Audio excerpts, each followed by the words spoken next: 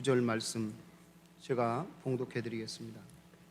여호와의 종 모세가 죽은 후에 여호와께서 모세의 수종자 눈의 아들 여호수아에게 말씀하여 이르시되 내 종 모세가 죽었으니 이제 너는 이 모든 백성과 더불어 일어나 이 요단을 건너 내가 그들 곧 이스라엘 자손에게 주는 그 땅으로 가라. 내가 모세에게 말한 바와 같이 너희 발바닥으로 밟는 곳은 모두 내가 너희에게 주었노니 곧 광야와 이 레바논에서부터 큰 강 곧 유브라데 강까지 해 족속의 온 땅과 또 해지는 쪽 대해까지 너희의 영토가 되리라. 내 평생에 너를 능히 대적할 자가 없으리니 내가 모세와 함께 있었던 것 같이 너와 함께 있을 것임이니라. 내가 너를 떠나지 아니하며 버리지 아니하리니 강하고 담대하라. 너는 내가 그들의 조상에게 맹세하여 그들에게 주리라 한 땅을 이 백성에게 차지하게 하리라. 오직 강하고 극히 담대하여 나의 종 모세가 내게 명령한 그 율법을 다 지켜 행하고 우로나 좌로나 치우치지 말라. 그리하면 어디로 가든지 형통하리니 이 율법책을 내 입에서 떠나지 말게 하며 주야로 그것을 묵상하여 그 안에 기록된 대로 다 지켜 행하라. 그리하면 네 길이 평탄하게 될 것이며 네가 형통하리라. 내가 네게 명령하는 것이 아니냐. 강하고 담대하라. 두려워하지 말며 놀라지 말라. 내가 어디로 가든지 내 하나님 여호와가 너와 함께 하느니라 하시니라. 살아계신 하나님의 말씀입니다. 아멘. 우리 성가대 하나님께 찬양하겠습니다.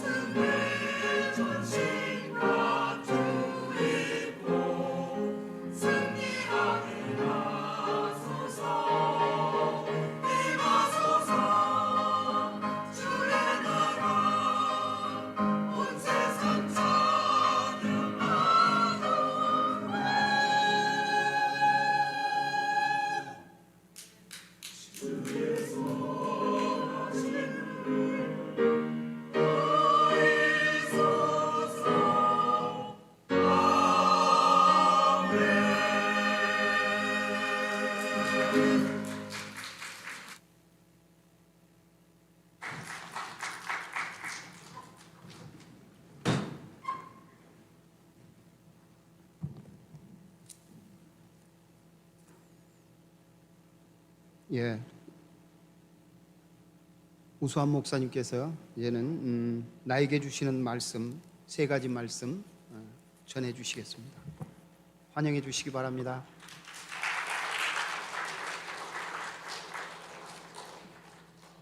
성가대 은혜스러운 찬양 감사합니다.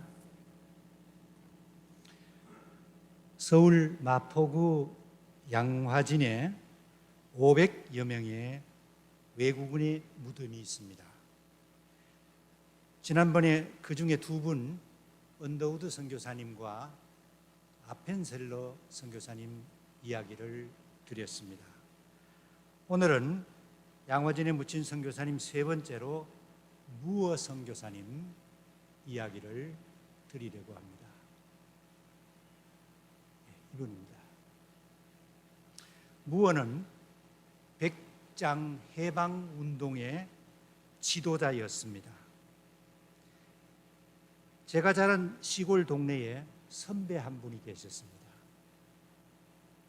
머리가 좋고 공부가 뛰어난 형이었습니다. 그래서 공군사관학교를 지원했습니다. 1차 시험과 신체 검사도 통과했습니다. 그런데 면접에서 떨어졌습니다. 나중에 알고 보니까 이 형의 아버지가 백정이었다는 사실 때문이었습니다. 그 형은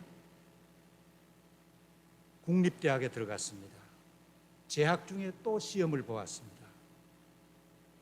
그래서 공군사관학교에 입학을 하고 졸업 후에는 불란서로 유학하여 공학 박사 학위를 받았습니다.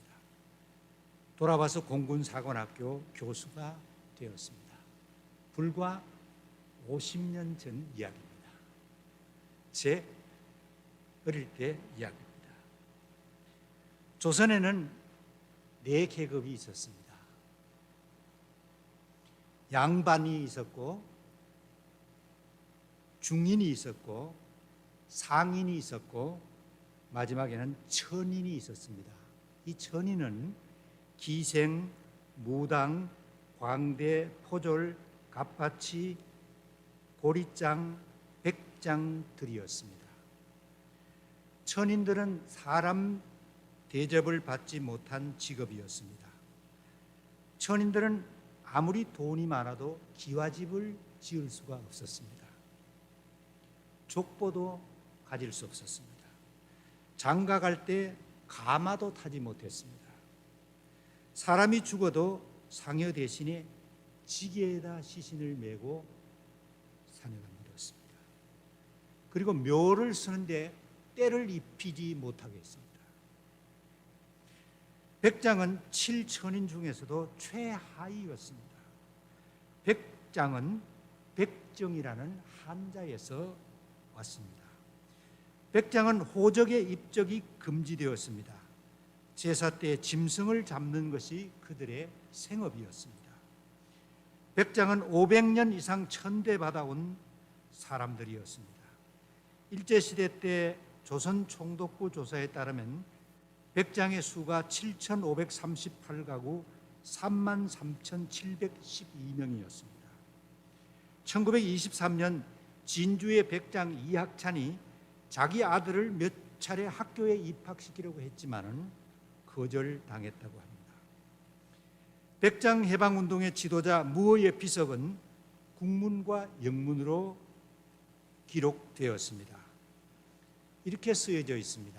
그의 묘비에 장로회 선교사 모삼률 기념비 1892년 내한하여 1906년 별세 조선인을 사랑하였고 또 그들을 예수께로 인도하기를 원하였노라. 저의 수고를 그침에 그 행한 일이 따름이니라. 무어의 비석을 보면서 나는 어떤 비문을 쓸 것인가 생각해 봅니다. 무어 선교사는 미국 장로교 맥코믹 신학교를 졸업했습니다. 45세에 그의 아내와 함께 조선에 왔습니다. 60세 되던 해에 소천하였습니다. 불과 14년의 짧은 선교 활동이었지만 그의 공헌은 특별하였습니다. 헌틀리라는 분은 무어의 백장 해방 운동을 이렇게 평가하였습니다. 링컨의 노예 해방 선언을 얻은 흑인들의 기쁨은 결코 한국 백장들의 그것보다 더 큰 것이 아니었다. 무어는 1892년 9월에 조선 땅에 왔습니다. 종로 5가 미국 장로교 선교부에 짐을 풀었습니다. 선배 선교사들에게 한국에 관한 여러 가지 이야기를 듣게 됩니다. 특히 종로 5가 연목골에 사는 갓바치에 관한 이야기에 놀라게 됩니다. 이들에게 흥미를 가진 무어는 직접 그 현장을 답사하였습니다. 이들은 현재 롯데호텔이 있는 곤당골에 살고 있는 백장들이었습니다. 이 지역을 답사한 무어는 자신이 해야 할 일이 무엇인지를 발견하게 됩니다. 그리고 이 지역에 곤당골 교회를 시작했습니다. 사진을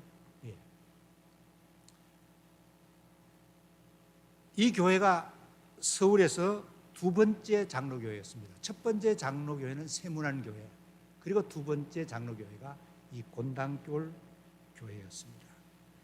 그러면 백장 전도가 어떻게 이루어졌나? 당시 서울에 박성춘이라는 백장이 살고 있었습니다. 본래는 박가라는 성밖에 없었습니다. 예수 믿고 난 뒤에 성춘이라는 이름을 받았습니다. 시몬이 예수님을 만난 뒤에 베드로라는 이름을 얻은 것과 흡사합니다. 박성춘은 종로 근처에 살고 있었습니다. 아들 봉주리를 곤당골 교회 안에 있는 무어가 세운 예수학당에 보냈습니다. 어느 날 박성춘이 장티푸스에 걸려 열이 심해 죽게 되었습니다. 이때 아들 봉주리가 이상한 사람을 자기 집으로 데려왔습니다. 에비슨이었습니다. 그는 국왕의 시이였습니다. 죽게 되었던 박성춘이 살아났습니다. 에비슨 같은 귀한 사람이 자기처럼 천한 사람을 차별하지 않고 병을 고쳐준 것이 고마워서 예수를 믿어주었습니다. 박성춘은 곤당골 교회에서 무어 선교사에게 세례를 받습니다. 그런데 곤당골 교회에 문제가 생겼습니다. 일반 교인들이 백장들과 함께 예배를 드릴 수 없다고 출석을 거부한 것입니다. 무어는 하나님의 자녀들이 그럴 수 없다고 만류했습니다. 한 달 뒤에 반대자 한 사람이 찾아왔습니다. 양반인 자기들을 앞자리에 앉혀주고 백장들은 뒷자리에 앉혀주면 우리가 와서 예배를 드리겠다. 사실 이 앞자리가 양반 자리입니다. 교회에서는. 무어는 그럴 수 없다고 거절했습니다. 그러자 교회가 둘로 딱 갈라졌습니다. 그 후에 나갔던 교인들이 잘못을 뉘우치고 곤당골 교회로 돌아왔습니다. 두 교회가 합하여 성동교회로 이름을 바꾸었습니다. 현재 서울에 있는 성동교회는 양반과 상놈이 구별 없이 시작된 교회였습니다. 무어는 500년간 사람 대접받지 못했던 백장들에게 인권을 되찾게 만들었습니다. 무어는 박성춘과 함께 백장 해방 운동을 위하여 여러 차례 정부에 호소문을 올렸습니다. 드디어 백장들은 국민의 자격을 얻었습니다. 민족의 호적에 자기 이름을 올리게 되었습니다. 그리고 갓도 쓰게 되었습니다. 너무도 기쁜 나머지 백장들은 밤에 자면서 갓을 썼다고 합니다. 박성춘은 신자가 된 후 11년이 지나서 성동교회 장로가 됩니다. 예수 믿고 그의 나이 50세 되던 해였습니다. 박성춘은 그 후에 독립협회 대표위원 66인 중 한 사람이 되었습니다. 그의 아들 박서양은 연세대 의과대학 1회 졸업생이 됩니다. 한국 최초의 외과 의사가 되었습니다. 그 후에 무어는 병들고 가난하고 눌림받던 자들과 같이 살다가 장티푸스에 걸렸습니다. 조선에 온 지 14년 만에 숨을 거두었습니다. 무원은 세상의 영광을 추호도 바라지 않았습니다. 행한 대로 상 주시는 하나님만 믿고 한국인을 섬기다 죽었습니다. 그리고 그는 양화진에 묻혔습니다. 무원은 백장들을 해방시켜 주었지만 우리 예수님은 우리를 죄와 죽음에서 해방시켜 주셨습니다. 예수님 이렇게 말씀하십니다. 보아라, 내가 속히 가겠다. 내가 상을 가지고 가서 너희가 행한 대로 갚아주며 상을 베풀 것이다. 본문으로 들어가십시다. 하나님께서 언제 여호수아를 찾아오셨습니까? 이스라엘의 영웅이요 리더였던 모세가 세상을 떠난 직후였습니다. 여호수아가 후계자로 임명되어 막 일을 시작하려는 때였습니다. 그때 하나님께서 여호수아를 찾아오신 것입니다. 여호수아서 1장 1절 말씀 우리 같이 읽겠습니다. 시작. 여호와의 종 모세가 죽은 후에 여호와께서 모세의 수종자 눈의 아들 여호수아에게 말씀하여 이르시되, 그렇습니다. 여호수아를 찾아오셨던 하나님께서 올해 새 직분을 맡아 새로운 일을 시작하는 여러분을 찾아오셨습니다. 우리가 힘들고 어려울 때 하나님께서 찾아오실 것입니다. 우리의 믿음이 연약하여 흔들릴 때 하나님께서 찾아오실 것입니다. 불교 신자들은 부처를 찾아갑니다. 그리고 복을 달라고 수백 번, 수천 번 절을 합니다. 그러나 하나님은 우리를 찾아오십니다. 그리고 우리에게 필요한 복을 주시는 분이십니다. 아브라함이 하란에 살고 있을 때였습니다. 하나님께서 아브라함을 찾아오셨습니다. 아브라함아, 너의 고향 친척 아비 집을 떠나서 내가 너에게 지시할 땅으로 가라. 그러면 내가 너에게 세 가지 복을 주겠다. 첫째는 너에게 땅을 주겠다. 두 번째, 너의 후손들이 번성하게 만들겠다. 세 번째, 너를 통해서 다른 사람들이 복을 받게 하겠다. 아브라함이 하나님의 말씀에 순종하였습니다. 하나님께서 약속하신 대로 아브라함에게 세 가지 복을 내려 주셨습니다. 오늘도 하나님께서 말씀으로 여러분과 저를 찾아오셨습니다. 여호수아에게 용기와 믿음을 주셨던 하나님께서 여러분과 저에게 용기와 믿음을 주실 것입니다. 하나님께서 오늘 우리에게 주시는 첫 번째 말씀, 내가 너와 함께 있을 것이다. 지난해 미국인의 기대 수명이 76.4세였습니다. 그 전년보다 0.6세 짧아졌습니다. 왜냐하면 코로나로 인해서 많은 분들이 세상을 떠났기 때문입니다. 우리 곁에 있던 분들도 한 분, 두 분 떠났습니다. 가족이 떠났고 친구가 떠나고 교우가 떠나기도 하였습니다. 그러나 하나님은 우리를 떠나지 아니하셨습니다.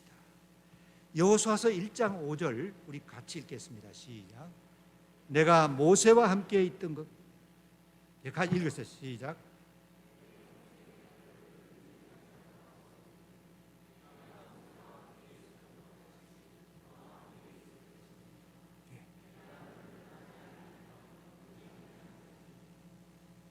내가 모세와 함께 있던 것 같이 너와 함께 있을 것이다. 하나님께서 여러분에게 하신 약속의 말씀입니다. 하나님께서 나와 함께 하신다는 이 말씀의 의미가 무엇일까 묵상해 보았습니다. 첫째는 나를 떠나지 아니하신다는 약속입니다.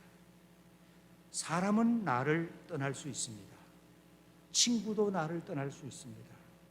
자식들도 떠나고 같이 살던 부부도 먼저 떠날 수 있습니다. 그러나 하나님은 절대로 나를 떠나지도 버리지도 아니하십니다. 시편 48편 14절에 이렇게 말씀하셨습니다. 이 하나님은 영영이 우리 하나님이시니 그가 우리를 죽을 때까지 인도하시리로다. 내가 너와 함께 있을 것이라는 이 말씀의 의미는 어떤 환경에서도 하나님은 나를 지켜주신다는 약속입니다. 신명기 11장 12절에 이렇게 말씀하십니다. 내 하나님 여호와께서 돌보아 주시는 땅이라 연초부터 연말까지 내 하나님 여호와의 눈이 항상 그 위에 있느니라. 연초부터 연말까지 하나님의 눈이 여러분을 지키신다고 말씀하십니다. 하나님의 눈이 항상 소망교회를 지켜주신다고 말씀하십니다. 내가 너와 함께 있을 것이라는 말씀의 의미는 내가 너를 도와줄 것이라는 말씀으로 저에게 들렸습니다. 저는 지금까지 세 교회를 섬겼습니다. 첫 번째 교회는 예수님을 영접하고 세례받은 고향 교회였습니다. 두 번째 교회는 신학교를 졸업하고 처음 부임했던 교회고 그곳에서 목사 안수를 받고 열심히 섬겼던 교회였습니다.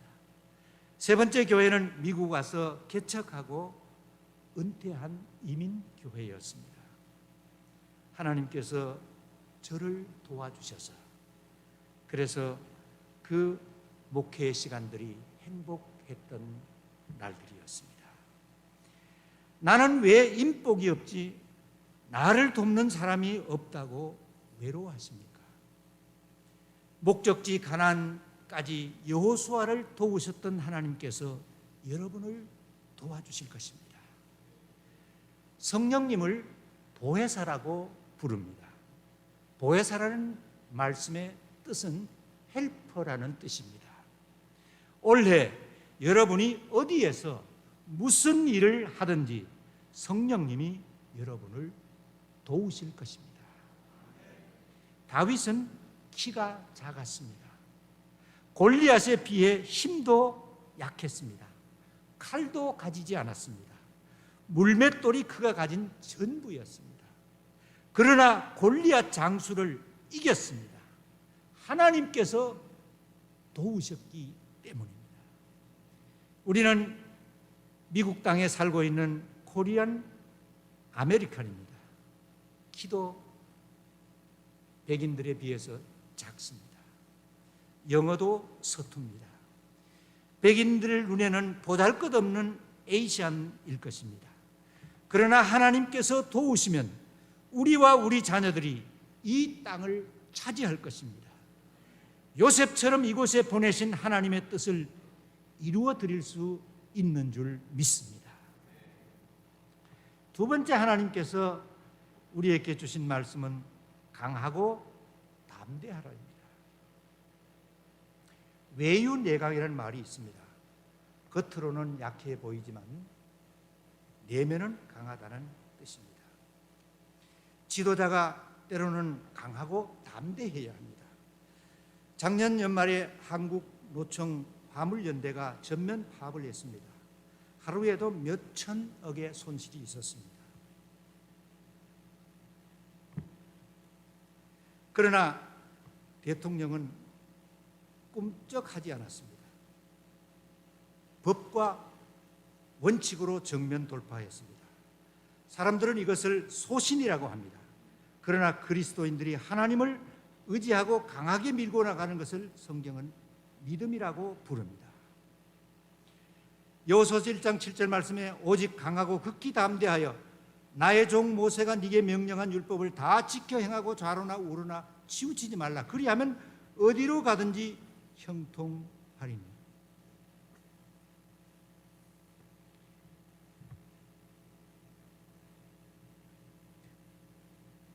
지금도 하나님은 교회와 나라와 역사를 다스리고 계십니다. 하나님의 자녀인 우리가 강하고 담대하려면 하나님의 주권을 믿어야 합니다.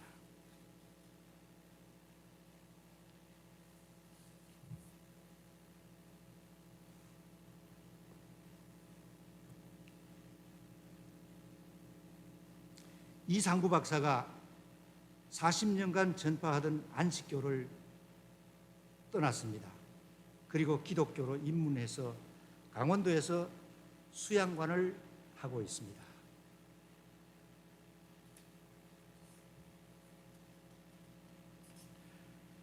얼마 전에 한 집사님이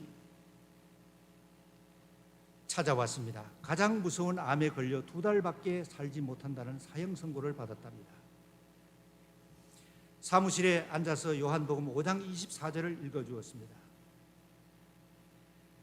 내 말을 듣고 또 나 보내신 이를 믿는 자는 영생을 얻었고 심판에 이르지 않으니 사망에서 생명으로 옮겼느니라. 그날 집사님이 이 진리를 깨닫게 됩니다. 나는 오늘 죽어도 좋습니다. 내가 이미 영생을 얻었기 때문입니다. 이 집사님은 밤새도록 감사하면서 찬송을 불렀다고 합니다. 하나님이 우리 교회의 주인이심을 믿을 때 우리는 좌로도 우로도 흔들리지 않습니다. 하나님이 내 생명의 주인이신 것을 믿을 때 우리는 낙심하지 않습니다. 세 번째로 하나님께서 주신 말씀은 네 길이 평탄하리라. 우리 인생을 고해라고 비유합니다. 바다에 늘 파도가 있듯이 우리 인생길에도 우여곡절이 반복된다는 말입니다. 1장 8절 말씀에 이 율법책을 내 입에서 떠나지 말게 하며 그것을 주야로 묵상하며 그 안에 기록된 대로 다 지켜 행하라.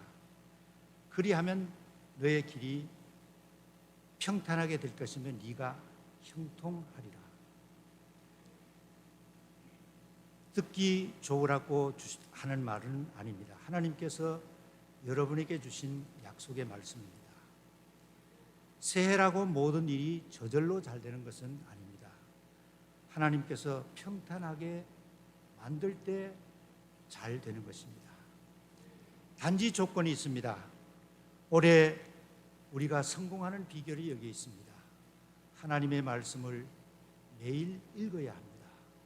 잠언서 2장 10절 말씀에 하나님의 말씀이 네 마음에 들어가면 그 말씀이 너를 지킬 것이다.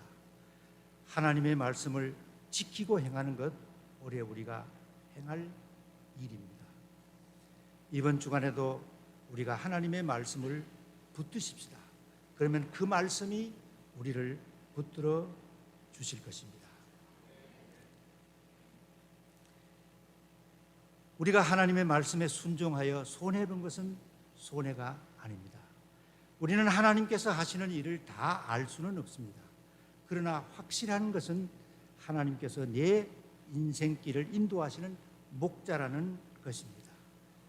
결국 하나님께서는 우리를 형통한 길로 인도해 주십니다.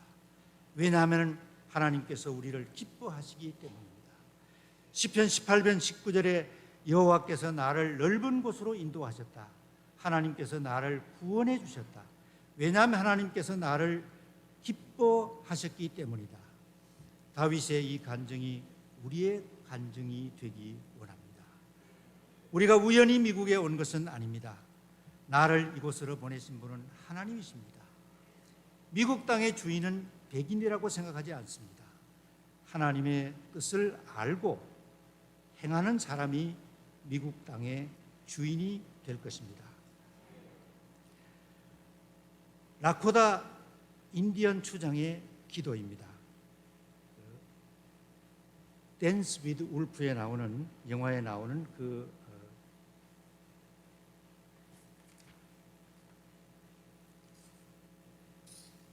오 위대한 신이시여, 바람 속에 당신 목소리가 있고 당신 숨결이 온 세상 만물에 생명을 줍니다. 저의 간구를 들으소서. 제겐 당신의 힘과 지혜가 필요합니다. 제가 늘 아름다움 안에서 걷게 하시고 제 눈이 오래도록 붉게 물들어가는 석양을 바라볼 수 있게 하소서.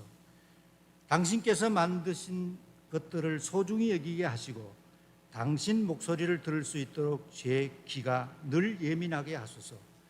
우리 부족에게 가르쳐 준 것들을 제가 잘 이해할 수 있도록 지혜를 주옵소서. 모든 잎사귀와 돌 틈에 감춰두신 교훈들을 제가 잘 배우게 하소서. 저를 향해 달려오는 모든 것들을 직면할 수 있도록 강하게 하시되 평온함을 늘 잃지 않도록 도우시고 공감에 마음이 없는 열정이 나를 압도하지 않도록 도우소서. 제 형제들보다 더 위대해지기 위해서가 아니라 가장 큰 적인 저 자신과 싸워 이길 수 있도록 제게 힘을 주소서. 저로 하여금 깨끗한 손, 똑바른 눈으로 언제라도 당신에게 갈 수 있도록 준비시켜 주소서. 석양의 노을이 지듯 그렇게 제 목숨이 사그러질 때 제 영혼이 부끄럼 없이 당신께 갈 수 있게 하소서. 하나님 앞에서 깨끗한 손, 똑바른 눈을 가지고 살아갈 용기를 달라는 이 추장의 기도가 우리들의 기도가 되기를 원합니다. 기도하시겠습니다. 하나님 아버지, 오늘 저희들에게 주신 하나님의 말씀을 함께 나누었습니다.